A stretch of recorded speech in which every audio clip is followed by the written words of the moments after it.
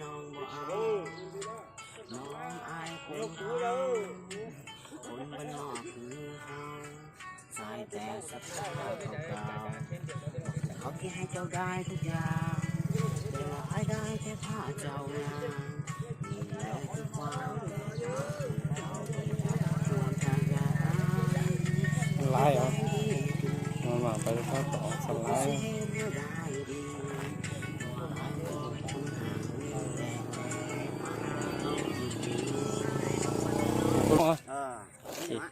เดิมจัง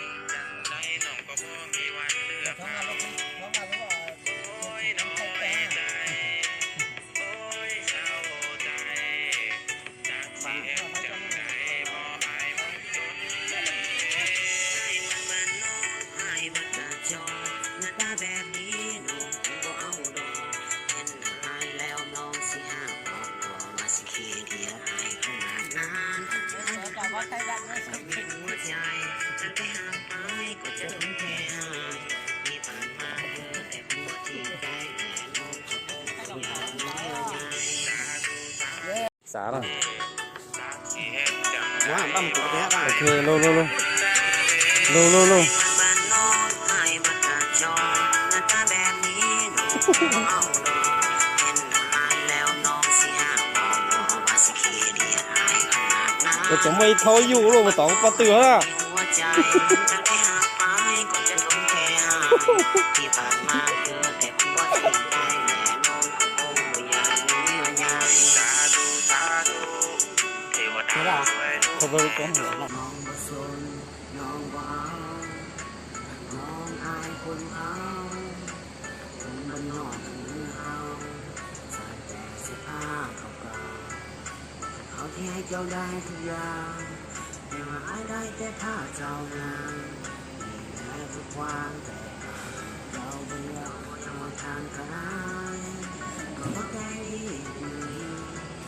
บ่คิดสิเห็นแล้วได้ดีว่าอายบ่ให้คนหานี้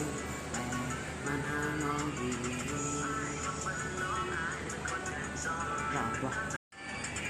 ให้มันบ้านน้องให้มันกระจอกหน้าตาแบบนี้น้องคงบ่เอาดอกเห็นอายแล้วน้องสิห้ามออกมาสิเกียจให้ขนาดนั้นที่ทำตัวน้องก็มีหัวใจจะให้หาไปก็จะทุ่มเทให้ที่ผ่านมาแต่หัวที่ใจน้องก็คงไม่อยากมีอะไร เรียกเอาเลยเลย ก็ใช่หรอกวะ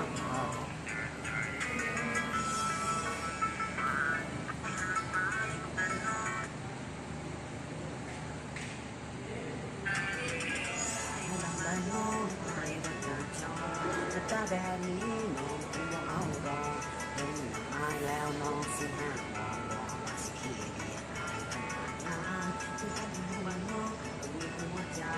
จะไปหาไปก็จะทุ่มเทให้ที่ผ่านมาเจอแต่คนบ่ดีใจอยากมีอะไรโอเคได้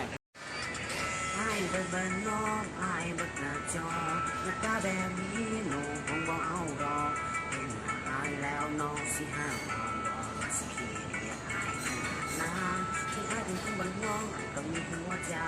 ไม่ได้เดินไปก็จะทุ่มเทให้ที่ผ่านมาเจอแต่คนบ่จริงใจและน้องก็คงบ่อยากมีอะไร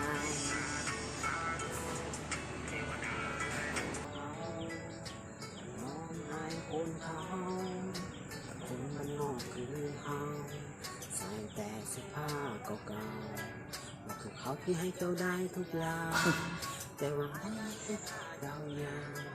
มีแรงอีกความแต่ทางที่เราไปแล้วมองทางไกลมองดีบอกว่าสิเห็นแล้วได้ดี